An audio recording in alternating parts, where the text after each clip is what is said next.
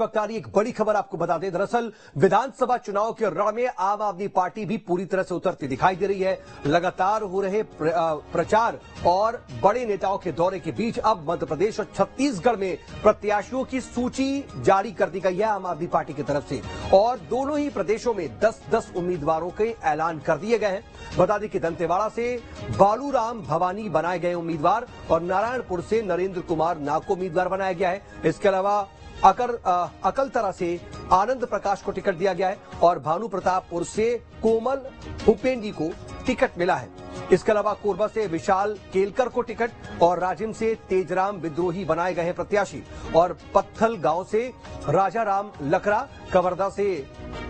खादगराज सिंह को टिकट दिया गया है और भाटा गांव से सुरेंद्र गुप्ता, कुनकुरी से लेओस मिंज को टिकट मिला है। इसके अलावा भोपाल की गोविंदपुरा सीट से सज्जन सिंह परमार को टिकट दिया गया है और चुरहट से अनेंद्र गोविंद मिश्र को टिकट दिया गया है। सेवड़ा से संजय दुबे बनाए गए प्रत्याशी और सेवड़ा से संजय दुबे को टिकट मिला। आईएस मौर्य को सरोन से प्रत्याशी बनाया गया है। तो छत्तीसगढ़ और मध्य प्रदेश दोनों ही प्रदेशों के लिए आम आदमी पार्टी ने भी अपनी पहली लिस्ट जारी कर दी है। हालांकि दोनों ही प्रदेशों में महज 10-10 उम्मीदवारों की घोषणा आम आदमी पार्टी की तरफ से की गई है। अपने आप में ये बड़ा अपडेट, क्योंकि आम आदमी पार्टी भी इस बार दोनों ही प्रदेशों में ताल ठोक रही है और बड़े दावे कर रही है, साथ ही साथ जनता से भी कई वादे किए जा रहे हैं। छत्तीसगढ़ विधानसभा चुनाव के लिए आम आदमी पार्टी के द्वारा पहली सूची जारी की गई है। समस्त नए उम्मीदवार साथियों को मैं शुभकामनाएं देता हूं और हमारे केंद्रीय नेतृत्व माननीय राष्ट्रीय संयोजक अरविंद केजरीवाल जी,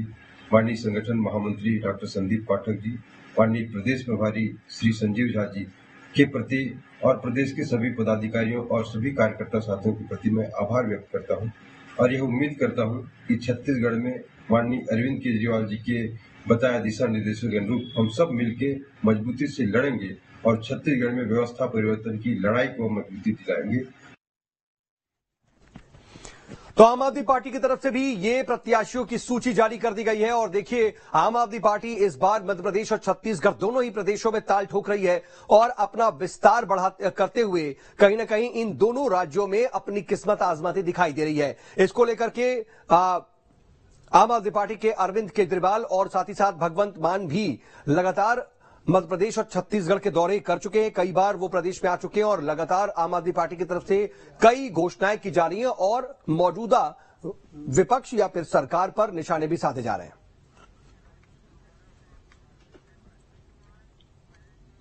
और इस वक्त मेरे साथ मेरे दो सहयोगी रायपुर और भोपाल से जुड़ रहे हैं। रायपुर से मेरे सहयोगी अंकुश हैं और भोपाल से मेरे साथ मेरे सहयोगी गौरव जुड़ रहे हैं। गौरव, पहले मैं आपके पास आ रहा हूं। मध्य प्रदेश को लेकर के भी 10 नामों का ऐलान किया गया है। हालांकि 230 सीटों में से महज 10 नाम अभी सामने रखे गए हैं।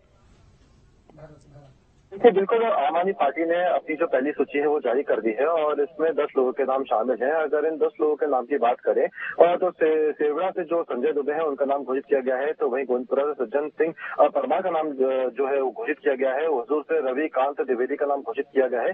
तो वहीं रमेश उपाध्याय का नाम मुरैना से जो है घोषित किया गया है। सिरमौर से सरिता पांडे और सिरोन से आईएस मौर्य का नाम घोषित किया गया है। जो कहा जा सकता है कि चुनाव की जो तैयारियां हैं उसको देखते हुए आम आदमी पार्टी ने भी अपनी जो लिस्ट है वो बहुत जल्दी जारी की है। जिस तरीके से ये जो सीटें, कई जो ऐसी सीटें हैं जिसपे बीजेपी ने अपनी जो नामों की घोषणा की थी वो इस परिप्रेक्ष्य में की थी कि ताकि प्रत्याशियों को अच्छा वक्त मिल सके, और उसी के चलते अब आम आदमी पार्टी ने भी अपनी जो सीटों की घोषणा की है, तो उसका सबसे बड़ा कारण यही है कि उन प्रत्याशियों को अच्छा खासा समय मिल सके अपनी तैयारियों को करने में, क्योंकि आम आदमी पार्टी पहले ही ये घोषणा कर चुकी है कि वो मध्य प्रदेश की 230 विधानसभा सीटों पर चुनाव लड़ेगी और उसी के मद्देनजर मैं इसीलिए पूछ रहा हूं क्योंकि आमतौर पर ऐसा होता है कि जब 230 विधानसभा सीटें हैं तो कुछ नामों के ज्यादा नामों की संख्या की उम्मीद की जाती है पहले लिस्ट में, लेकिन अभी सिर्फ 10 नाम सामने रखे गए हैं। इन 10 नामों में कोई खास विशेष नाम और उनके बारे में कोई खास जानकारी आप दे सकते हैं, क्योंकि ऐसा बहुत देखने को मिल रहा है कि चाहे वो कांग्रेस और बीजेपी से नाराज नेता आम आदमी पार्टी के दामन थामते दिख रहे हैं या फिर उसका रुख कर रहे हैं। सबसे बड़ी बात यह है कि अगर बीजेपी और कांग्रेस की अगर हम बात करें तो इस समय दोनों ही चुनावी रण में मुख्य पार्टी के तौर पर इस समय लड़ रहे हैं। आम आदमी पार्टी के पास सबसे बड़ी समस्या यह है कि उनको ऐसे प्रत्याशियों को चुनावी मैदान में खड़ा करना है जो इन दोनों ही पार्टियों के प्रत्याशियों को पीछे छोड़ते हुए आगे बढ़ सके। ऐसे में कैंडिडेट की अगर कमी की बात करें तो आम आदमी पार्टी के पास कैंडिडेट की कमी जरूर महसूस की जा रही है और इसके चलते आम आदमी पार्टी अभी ये एनालिसिस करने में जुटी हुई है कि कौन सा ऐसा प्रत्याशी है जो बीजेपी और कांग्रेस को उनके विधानसभा क्षेत्र में टक्कर दे सके। जैसे कि हम अगर राजधानी भोपाल की बात करें तो भोपाल की जो गोविंदपुरा सीट है, यहाँ से सज्जन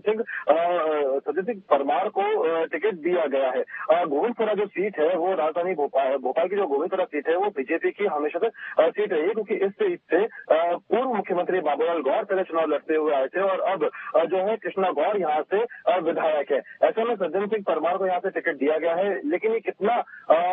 सफल हो पाता है ये देखने वाली बात होगी। वैसे ही जो बाकी उम्मीदवार हैं वो भी अपने उन विधानसभा क्षेत्रों से इसी तरह से उम्मीदवार बनाए गए हैं। लेकिन अगर हम इनकी मजबूती की बात करें तो अभी बीजेपी और कांग्रेस जिस तरीके से चुनावी प्रचार में इन विधानसभा क्षेत्रों में जुटी हुई है उस तरह का प्रचार आम आदमी पार्टी का नहीं है। ऐसे में ये कहा जा सकता है कि आम आदमी पार्टी के पास सबसे बड़ा कई वादे जरूर किए जा रहे हैं प्रदेश की जनता को। मैं जरा छत्तीसगढ़ का रुख कर लेता हूं। अंकुश मेरे साथ मौजूद है, मेरे सहयोगी छत्तीसगढ़ से। अंकुश,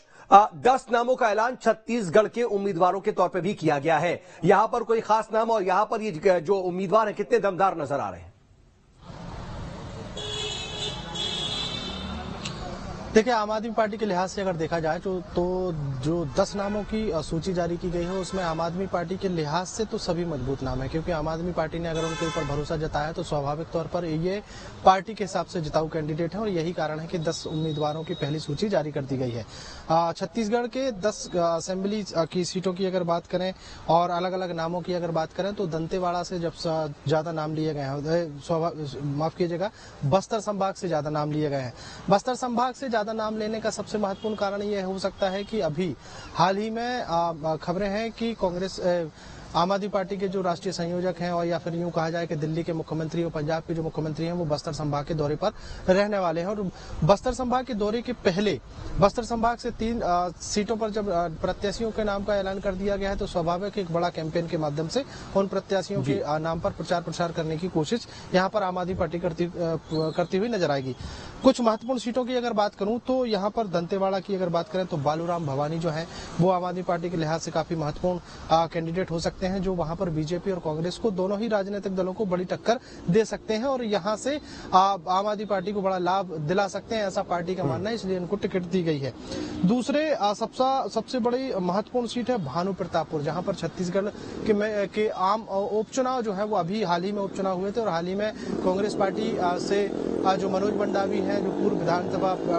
विधानसभा के उपाध्यक्ष रहे हैं, उनके निधन के बाद उनकी पत्नी को कांग्रेस पार्टी ने कैंडिडेट बनाया था और वो उपचुनाव में जीत कर भी आई थी। यहाँ से कोमल हुपेंडी के ऊपर आम आदमी पार्टी ने भरोसा जताया है। कोमल हुपेंडी वर्तमान में आम आदमी पार्टी के प्रदेश अध्यक्ष हैं छत्तीसगढ़ के और प्रदेश अध्यक्ष होने के नाते वो काफी मजबूती से वहां पर दावेदारी पहले से करते आ रहे थे और अभी वर्तमान में अगर पार्टी ये मान के चल रही है कि कोमल हुपेंडी कहीं ना कहीं वहां जिताऊ बड़े कैंडिडेट हो सकते हैं और जिस तरीके से उन्होंने पूरे प्रदेश भर में पार्टी की नींव रखने का काम किया था, पार्टी को खड़ा करने का काम किया था, वहां वो भानु प्रतापपुर से इसका आगाज भी करेंगे और भानु प्रतापपुर से ये आम आदमी पार्टी की सीट पर जीत कर आ सकते हैं। इसके अलावा एक नाम है जो है राजिम विधानसभा से, जो छत्तीसगढ़ की राजधानी रायपुर से लगी हुई राजिम विधानसभा है, जिसका नाम है तेजराम विद्रोही। तेजराम विद्रोही जो है वो किसान नेता के तौर पर जाने जाते हैं और किसानों को लेकर वो कई बार अपनी आवाज बुलंद करते रहे हैं, कई बार वो आंदोलन करते रहे हैं, तो एक बड़ा नाम उनको लेकर भी कहा जा सकता है जो आम आदमी पार्टी की तरफ से बीजेपी और कांग्रेस को कहीं ना कहीं टक्कर देते हुए नजर आएगा। अब अगर बीजेपी और कांग्रेस की अगर बात करें तो बीजेपी अपनी स्ट्रेटेजी पर काम कर रही है, लेकिन कांग्रेस पार्टी महत्वपूर्ण ये तब हो जाता है जब इंडिया गठबंधन में आम आदमी पार्टी भी है, कांग्रेस पार्टी भी है। ऐसे में छत्तीसगढ़ में आम आदमी पार्टी भी चुनाव लड़ रही है, कांग्रेस पार्टी भी चुनाव लड़ रही है, तो ये सबसे महत्वपूर्ण सवाल हो जाता है कि अब कांग्रेस पार्टी 90 विधानसभा सीटों पर चुनाव लड़ेगी तो आम आदमी पार्टी भी 90 विधानसभा सीटों पर चुनाव लड़ेगी, तो गठबंधन में कहीं कोई दरार तो नहीं आएगी और गठबंधन के मुताबिक क्या किन्हीं सीटों पर सहमति बन सकती है। बिल्कुल, कई तरह की बातें तो हो सकती हैं अंकुश, लेकिन ये भी बात है कि ये जो इंडिया गठबंधन है ये सब कुछ जो कवायद है वो लोकसभा चुनाव के मद्देनजर ज्यादा है और उसी पर ज्यादा फोकस हो रहा है और विधानसभा चुनाव में अपने अपने स्तर पर ये पार्टियां कहीं ना कहीं अपनी अपनी स्ट्रेटजी बनाती दिखाई दे रही हैं। लेकिन जरा मैं आपसे ये समझूं कि ये जो 10 नाम सामने आए हैं, कोई ऐसी सीट है जहां पर बीजेपी ने भी अपना पहले उम्मीदवार घोषित कर दिया? क्योंकि बीजेपी की पहले लिस्ट आ गई है तो ये साफ हो जाएगा कि आम आदमी पार्टी और बीजेपी से उस सीट पर कौन से उम्मीदवार हैं। कोई ऐसी सीट है इन 10 सीटों में जिसमें से बीजेपी की कुछ सीट पहले सामने आ चुकी है उम्मीदवारों की? देखिए, अभी अगर इन 10 सीटों में अगर देखा जाए तो बीजेपी में अभी स्पष्ट रूप से कोई ऐसा नाम तो समझ में नहीं आ रहा है जिसमें बीजेपी भी अपने उम्मीदवार घोषित कर चुकी है। हालांकि बीजेपी की जो जिस तरीके से बैठकें चल रही हैं उस बैठकों के माध्यम से स्पष्ट रूप से माना जा रहा है कि बीजेपी की दूसरी सूची जो है वो भी जल्द आने वाली है। मतलब जिस तरीके से कांग्रेस पार्टी में बैठकों का सिलसिला चल रहा है, अभी वर्तमान में मैं मुख्यमंत्री निवास के बाहर खड़ा हूं और मुख्यमंत्री निवास के अंदर स्क्रीनिंग कमेटी की बैठक चल रही है। तो माना जा रहा है कि कांग्रेस पार्टी अपने प्रत्याशियों के नामों पर मंथन कर रही है तो नाम कब तक आएगा। तो ये अलग अलग पार्टियां जो है अपनी अपनी स्ट्रेटेजी के हिसाब से नाम घोषित करने में जुटी हुई हैं। आम आदमी पार्टी की अगर बात करें तो आम आदमी पार्टी पूरी 90 विधानसभा सीटों पर चुनाव लड़ रही है, लेकिन अभी महज 10 सीटों पर नाम घोषित किया, मतलब 80 सीटों पर नाम घोषित होना बाकी है। तो स्वाभाविक है कि पार्टी ये तैयारी कर रही है कि किस सीट से कौन सा कैंडिडेट, और कोई बहुत जल्दबाजी में नहीं नजर आ रही है। 90 विधानसभा सीटों में महज 10 और इधर 230 विधानसभा सीटों में भी महज 10 नाम सामने रखे। जाहिर सी बात है ठोक बजा करके ही नाम फाइनल किए जा रहे हैं। गौरव, मध्य प्रदेश की अगर बात करें तो 39 विधानसभा सीटों पर बीजेपी के नाम सामने आ चुके हैं। इन 10 सीटों में से क्या कोई ऐसी सीट है जिनमें पहले ही बीजेपी के प्रत्याशी साफ हो चुके हों? देखिए, जितने 39 सीटों पर बीजेपी ने अपने नाम घोषित किए थे कैंडिडेट्स के, वो तमाम ऐसी सीटें थीं जिसपे बीजेपी की हार हुई थी। इसी वजह से बीजेपी ने उन 39 सीटों पर अपने प्रत्याशियों की घोषणा बहुत जल्दी कर दी ताकि उन प्रत्याशियों को समय मिल सके। लेकिन अगर हम आम आदमी पार्टी के इन उम्मीदवारों की बात करें तो इन्हें भी वो सीटें दी गई हैं जो अपने आप में काफी मजबूत भी हैं और वहां का सियासी समीकरण भी काफी दिलचस्प रहा हो। जैसे कि अगर इसमें आज हम जोरहट की बात करें तो ये सीधी की विधानसभा सीट है जिस पर अनिंद्र गोविंद मिश्रा को आम आदमी पार्टी ने अपना कैंडिडेट बनाया है। यहाँ से बीजेपी ने 2018 में मात्र 6 वोटों से जीत दर्ज की थी। ऐसे में ये सीट जो है काफी ज्यादा कॉम्प्लिकेटेड इसलिए भी हो जाती है क्योंकि यहाँ पर अगर थोड़ा भी सियासी समीकरण बिगड़ता है तो कहीं ना कहीं ये जो सीट है ये बीजेपी के हाथ में फिसल सकती है। यानी कहा जा सकता है कि देखिए, मध्य प्रदेश में सबसे बड़ी बात यह है कि कांग्रेस और बीजेपी दोनों प्रमुख पार्टियां रही हैं। कुल मिलाकर के गौरव और अंकुश, हम इस बार देखें तो मध्य प्रदेश और छत्तीसगढ़ दोनों का जो विधानसभा चुनाव है पिछले हर बार से बिल्कुल अलग और दिलचस्प नजर आएगा, क्योंकि सिर्फ मुकाबला कांग्रेस और बीजेपी में नहीं है बल्कि यहां पर बीएसपी भी ताल ठोक रही है कई सीटों पर दोनों ही प्रदेशों में, और अब आम आदमी पार्टी भी इस जंग को और दिलचस्प बना रही है। आप दोनों ने तमाम जानकारी दी, इसके लिए आपका बहुत बहुत शुक्रिया। नजर बनाए रखिएगा, आगे भी आपसे अपडेट के लिए जुड़ेंगे। और फिलहाल वक्त एक बहुत छोटे से ब्रेक का, बने रहिए न्यूज स्टेट के साथ।